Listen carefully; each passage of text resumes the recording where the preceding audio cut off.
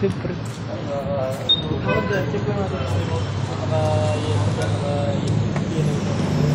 Naka-red. Yun yung off niya po.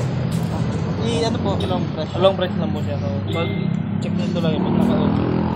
Yellow siya. Tapos ang operate niya po, tulak lang. Tulak lang. Okay. Tapos ikot. Yung sa gitna, yun po sa seat pati sa fuel. Okay. Yung gitna yung po. Seat sa fuel. Okay. Tapos yung pinaka-on niya ito. Ito na yung ano. Ito yung pinaka-on. Ano yung push na ito?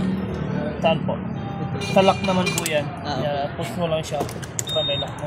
Okay.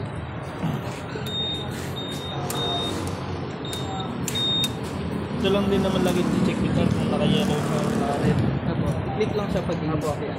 Tapos itong taas naman po, ito yung sa-alarm niya. Automatic yung alarm niya. Ano po yung alarm? Ito po, click nyo lang po ito. Pag click nyo, automatic na alarm niya. So ang turn off niya, pwede nyo click ulit. Okay. Pero yung alarm niya, nandun pa rin. Ano gumagana yung alarm guys? Kunyari, yan, ginalaw po. Kahit pag nakalock siya? Opo, kahit nakalock siya. So, pwede nyo naman i-off yung alarm. On nyo lang ito yung yan. Automatic na mawawala na yung alarm. Pero once na click nyo ito ulit, dun babalik yung alarm niya. Okay. Pag ano guys, hindi ito nakalock, wala namang problema. Basta, kasi ito, 2 meters ang layo nito. Kunyari, yan. Nakalock siya.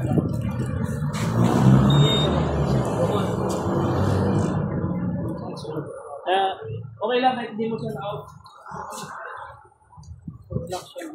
Pero ang pinaka-ano sir, dapat ito lagi mong malagay dito sa pinaka-out niya po. Minsan kasi mamamatayan na nakatutok pa rin dito, di ba?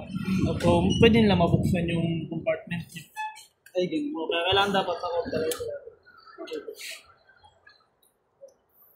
Try ko daw guys na. Sige po.